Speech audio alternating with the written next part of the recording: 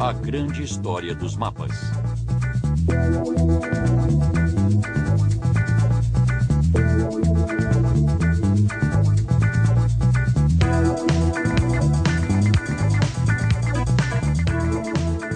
Os mapas são onipresentes em nossas vidas, em nossas atividades de lazer e em tempos de guerra, nos nossos transportes e previsões do tempo, estão em todo lugar.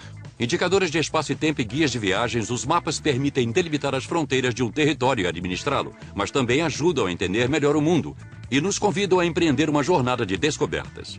Para se ter uma representação topográfica da superfície da Terra, problemas científicos complexos tinham que ser resolvidos. Corajosos exploradores se aventuraram em territórios desconhecidos com fortes motivações tais como dinheiro, poder e religião. Os mapas são a memória do nosso planeta e os que chegaram até nós através dos tempos mostram como nossos ancestrais percebiam seu ambiente. Em todas as sociedades humanas, os mapas serviram aos projetos do homem ao analisar o mundo, mas nem todas as civilizações usaram do mesmo modo. Na verdade, existem diversas famílias distintas de mapas.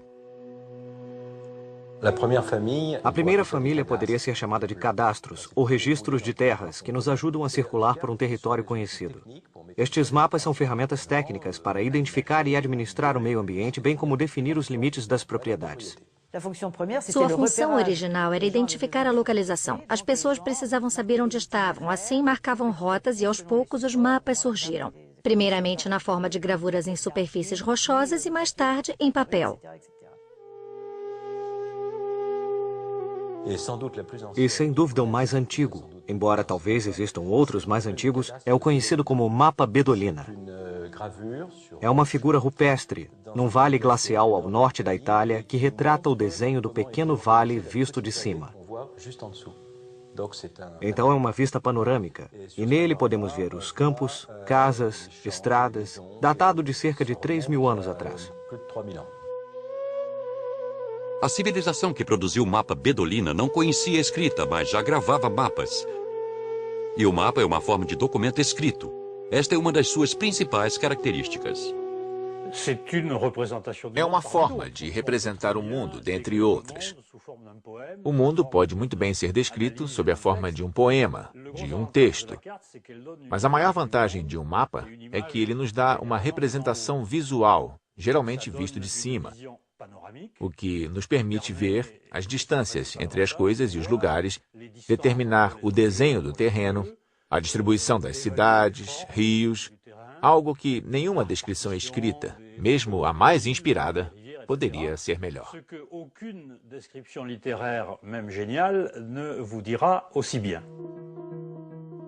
Povoados ribeirinhos como os dos egípcios às margens do rio Nilo no século XIV a.C. fizeram mapas com propósitos legais.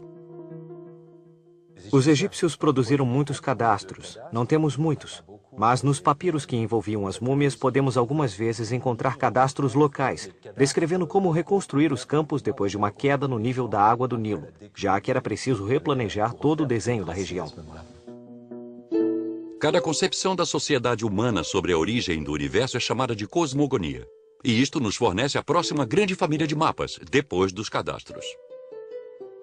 Todas as sociedades humanas têm um conceito parecido do universo, e a maioria é capaz de representá-lo numa forma visual que seria chamada de mapa. Por exemplo, o antigo conceito mesopotâmico do universo era representado por um disco plano, cercado de água, dentro de um globo. O disco em si representava um grande vale. Nele temos a cosmogonia dessas sociedades, temos o seu conceito do universo. A mais avançada das civilizações antigas que fazia mapas era a grega. Houve uma época áurea da exploração do mar Mediterrâneo, que está ligada essencialmente aos antigos gregos e outros povos navegadores, como os fenícios e os cartagenos. No século 8 a.C., o poeta Homero nos deu sua visão do Mediterrâneo na Ilíada e na Odisseia. 4 séculos depois, o historiador Heródoto localizou a Grécia no centro do mundo. Durante o mesmo período, Piteia de Marsella navegou em busca de novas rotas de comércio e viajou até a Islândia. Quando voltou, ninguém acreditou que terras geladas pudessem existir. Os matemáticos Euclides, Tales e Pitágoras produziram instrumentos de medição para tornar a cartografia mais precisa. Eles inventaram a astronomia e concluíram que a Terra não era plana. A concepção de que a Terra é esférica é muito antiga e estabelecida perfeitamente pelos gregos. A ideia de que a Terra é esférica é algo que os gregos absorveram por razões filosóficas. A esfera é um corpo perfeito, ela permanece igual de qualquer modo que se olhe para ela, e esta ideia é corroborada empiricamente. Pegue um navio, por exemplo. Vemos primeiro os mastros, à medida em que o navio se aproxima da costa. E aí simplesmente vemos os homens no convés. No Egito, o diretor da grande biblioteca de Alexandria, Eratóstenes, compilou os trabalhos de seus geógrafos antecessores e conseguiu medir a circunferência da Terra comparando-a com a posição do Sol em Alexandria e com a cidade de Ciene, no Alto Egito. A ideia de Eratóstenes era de que, em Ciene, os raios do Sol iluminavam o fundo de um poço, o que significava que o Sol estaria exatamente a pino, no seu zênite. Em Alexandria, situada quase ao norte de Ciene, os raios de sol brilhavam num ângulo.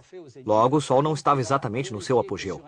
Assim, observando a sombra projetada por um obelisco, ele mediu o ângulo desta sombra, que era de cerca de 7 graus. Daí, ele mediu a distância entre Ciene e Alexandria, considerando que 7 graus era equivalente a vários estádios, a unidade usada na época. E assim ele obteve sua medida famosa, que foi aceita como sendo a primeira medida historicamente conhecida da circunferência da Terra.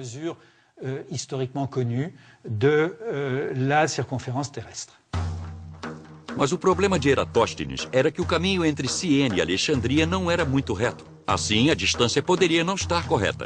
E mais, ainda não sabemos atualmente a extensão exata da antiga unidade de medida ou estádio. Poderia medir entre 150 e 190 metros. Em parte era a adivinhação, mas no final das contas ele obteve uma medida aproximada da circunferência da Terra por volta de 40 mil quilômetros, que estaria perto do que conhecemos hoje. Outro grego, Cláudio Ptolomeu, foi considerado o primeiro verdadeiro cartógrafo do mundo ocidental. Sua influência permaneceria durante 14 séculos. Ptolomeu, no século II a.C., sintetizou todo o conhecimento geográfico e cartográfico do mundo antigo. Ele compilou todas as informações repassadas a ele pelos exploradores e viajantes. Ele inventou a primeira cartografia científica. Em inúmeros trabalhos, Cláudio Ptolomeu registrou os nomes de todos os locais conhecidos na época, mais de 800, registrando-os num mapa plano de acordo com suas latitudes e longitudes.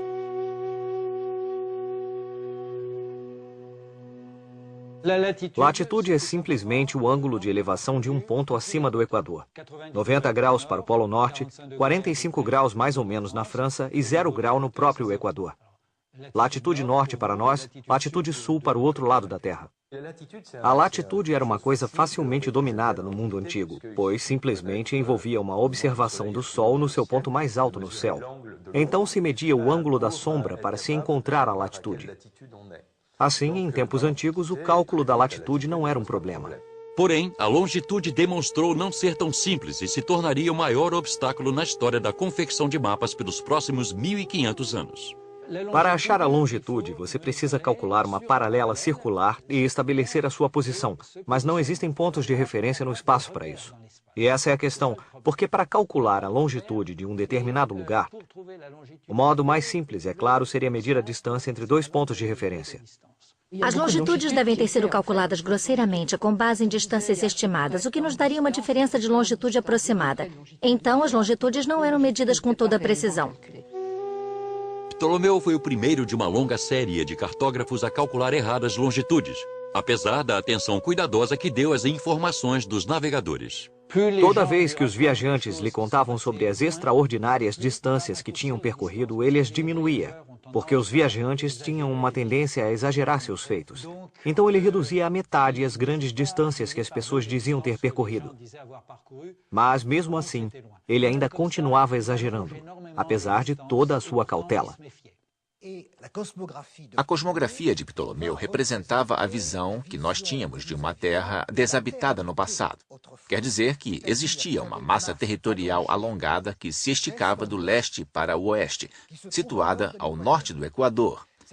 E esta massa estava dividida em 3 continentes, na verdade, que estavam separados pelo mar Mediterrâneo, que se localizava no centro, e que se tornaria o centro do mundo habitado. Entre a África e a Europa, havia a separação pelo mar Mediterrâneo e o limite representado pelas colunas de Hércules, o Estreito de Gibraltar. Entre a África e a Ásia, havia a separação formada tanto pelo rio Nilo como pelo Mar Vermelho. E entre a Europa e a Ásia, havia a separação formada pelo Mar de Azov e o rio Tanais, isto é, o rio Don. E tudo isto cercado de água. Esta visão do mundo conhecido é a mais completa daquela época, mesmo que os erros de longitude tenham tido consequências consideráveis centenas de anos mais tarde. Porém, do século V ao século XV, durante a Idade Média, este conhecimento antigo foi esquecido na Europa. Os comerciantes, contudo, continuaram a viajar.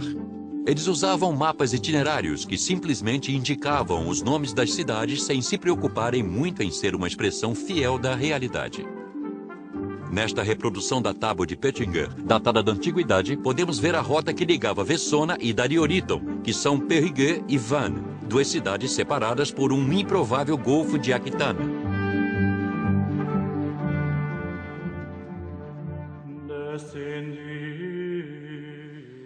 Nestas épocas de trevas, outra visão de mundo se impôs nos mapas. A dos monges, dos eclesiásticos, que viam a origem do mundo em termos bíblicos. No século VIII, sob a influência da Igreja, a Terra se tornou plana. A visão medieval do mundo se separou completamente do antigo conhecimento científico e prático com os conhecidos mapas T em O, ou seja, mapas medievais do mundo na forma de um grande círculo representando a Terra, o disco de terra plana com 2 trechos de oceano formando a letra T.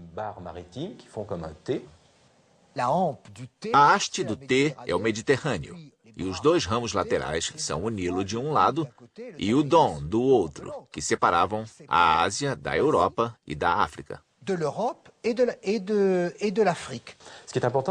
O que é importante aqui é que esta visão dividia o mundo em 3 partes. 3 porque Noé teve 3 filhos.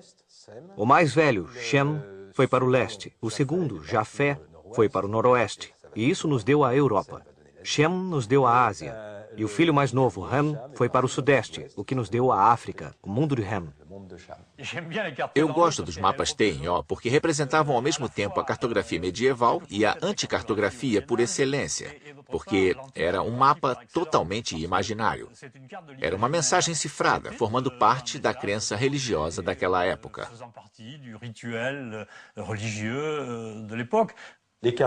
Os mapas T em O continuam no nosso vocabulário. É um termo pronunciado com frequência na cartografia, orientação. Os mapas T em O localizavam o leste no topo em vez do norte.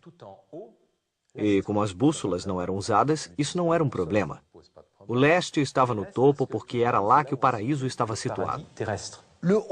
No alto do mapa estava Jerusalém. E podia-se ver a mudança que ocorreu quando posicionamos o norte no topo. Uma mudança que está diretamente relacionada com o abandono destas visões simbólicas ou religiosas do mundo.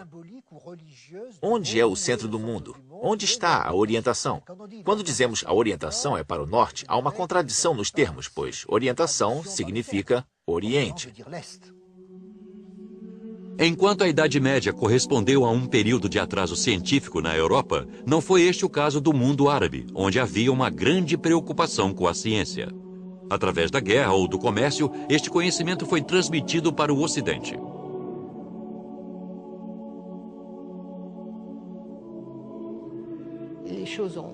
As coisas progrediram porque houve comunicação entre os diferentes países naquela época. Foi através desses intercâmbios que a confecção de mapas conseguiu progredir. Os árabes se utilizaram de uma invenção chinesa, a bússola, que eles transmitiram para os europeus. A bússola, o par de compassos e a régua se tornaram as novas ferramentas náuticas. Graças a isso, eles produziram os mapas portulanos, que os capacitaram a navegar os litorais com segurança. Um portulano é um mapa que estabelece uma rota marítima e indica os ventos, isto é, as direções dos ventos. A rosa dos ventos é capaz de mostrar com precisão de qual direção o vento está soprando.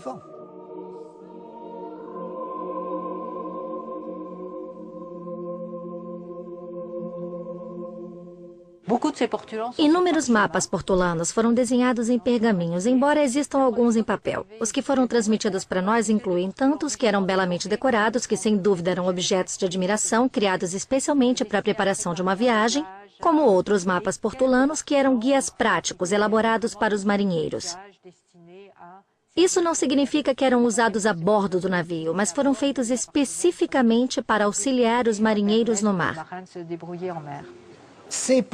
Estes portulanos eram antimapas do mundo. Por quê? Porque o mapa do mundo, na cosmografia de Ptolomeu, situava a Terra no centro, com os oceanos ao seu redor, enquanto que os portulanos faziam exatamente o oposto. Eles situavam o oceano no centro e a massa territorial era reduzida a uma franja costeira, que só tinha interesse onde havia portos. Esses intercâmbios entre a Europa e o mundo árabe criaram uma situação de rivalidade intelectual. Ao mesmo tempo, a Europa redescobriu a antiga cartografia científica. A antiga cartografia grega nunca foi verdadeiramente esquecida. Ainda estamos descobrindo o quanto os cientistas medievais da Europa da Idade Média estavam familiarizados com muitos daqueles textos antigos, mas não os usavam porque não correspondiam a nenhuma pergunta que eles faziam a si mesmos na época. Do século XIV em diante, começaram a fazer perguntas sobre a forma da Terra, porque eram necessárias para a navegação dos mares, para viagens mais distantes, tentando ver os lugares descritos nos relatos de Marco Polo, de Guillaume de Roubaix, de Jean du Plan-Carpin, de todos os viajantes que atravessaram as rotas mongóis. A partir daquele momento, começaram a ficar interessados de novo na cartografia de Ptolomeu, de Alexandria e Sienne, e foi aí que ficou interessante. As maiores obras de Cláudio Ptolomeu ressurgiram no mundo ocidental, mas somente depois de viajarem por séculos pelo Mediterrâneo.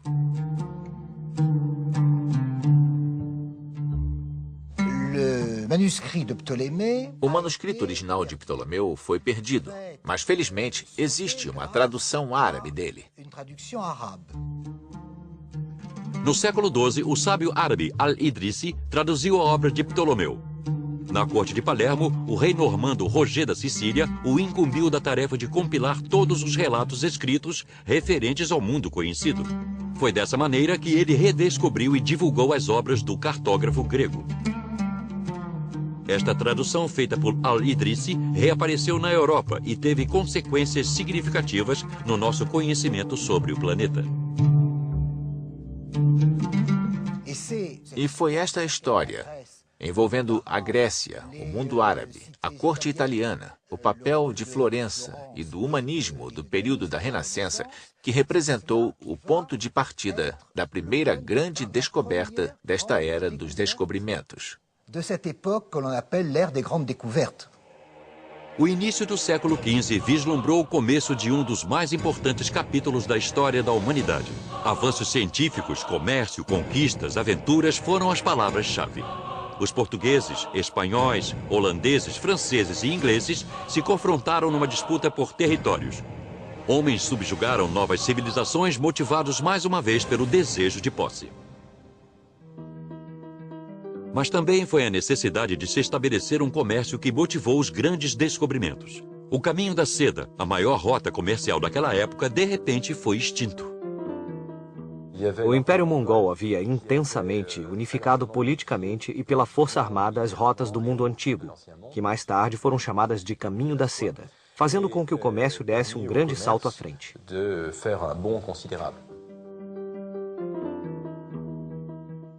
Em meados do século XIV, este império ruiu. As rotas se tornaram de difícil acesso e, como consequência, o comércio sofreu. Assim, dos dois lados, na China e na Europa, foi feita uma tentativa de restabelecer as relações comerciais perdidas com a queda do Império Mongol, utilizando as rotas marítimas em vez das terrestres. Os primeiros a saírem em busca de novas rotas marítimas foram os chineses. Em 1405, o almirante Zheng He comandou uma esquadra impressionante que viajou por uma parte da Ásia, África e possivelmente até mais além. Os enormes juncos de Zheng eram talvez os maiores navios de madeira já construídos, com mais de 10 mastros. Eles eram gigantes.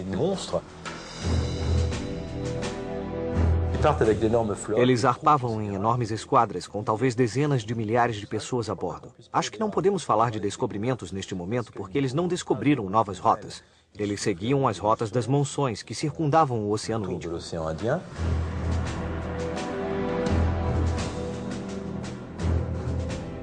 Eles navegaram no mínimo até Moçambique, porque trouxeram uma girafa que encontramos em traços pictóricos na arte chinesa e devem até mesmo ter navegado até o Cabo.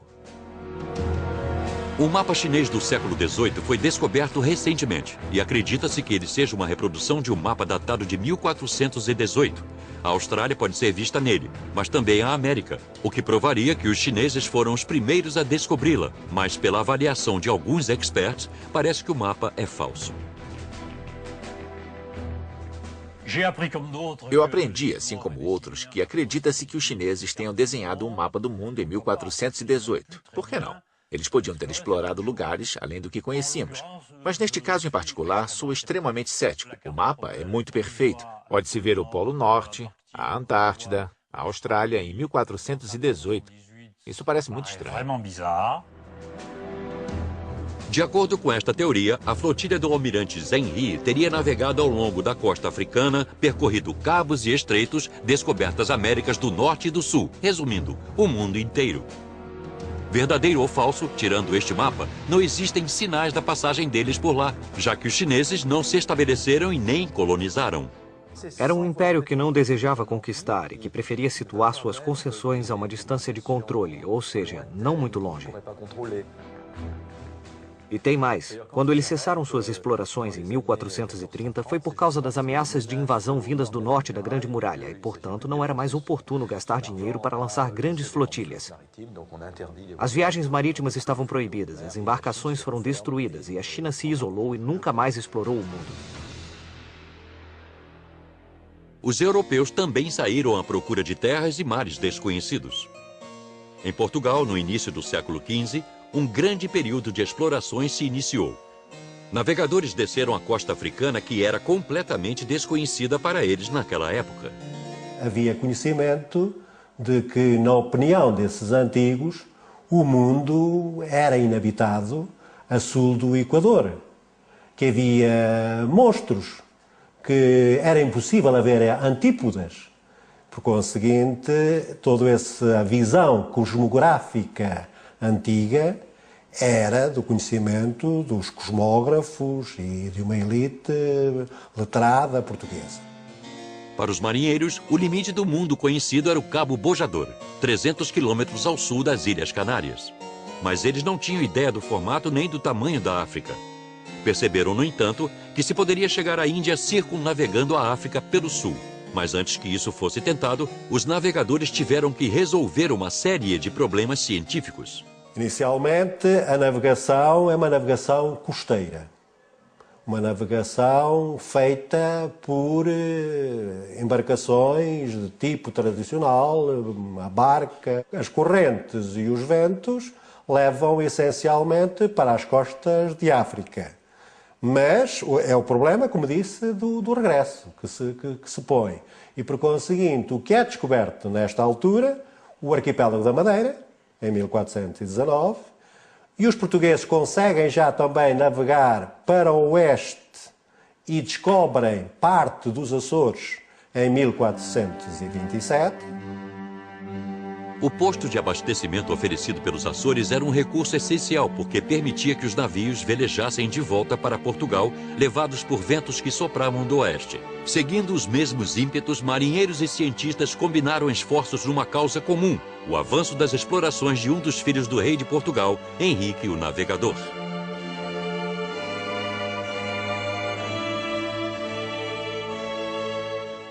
Henrique, o Navegador, desempenhou um papel significativo no campo científico pela fundação da sua escola de navegação em Lisboa, que aplicava princípios científicos extraídos da geografia e da astronomia, as duas ciências essenciais para a confecção de mapas com mais precisão. Graças a este incentivo que Henrique deu, os navegadores portugueses passaram a dominar as ferramentas de navegação e construíram navios com um desempenho cada vez maior. Desde a década de 1440, a caravela era operacional, mais leve, mais rápida, era um excelente instrumento de exploração.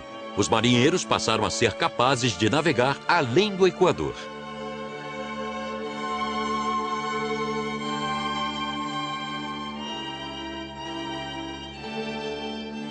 E esta é de facto uma grande descoberta também dos portugueses.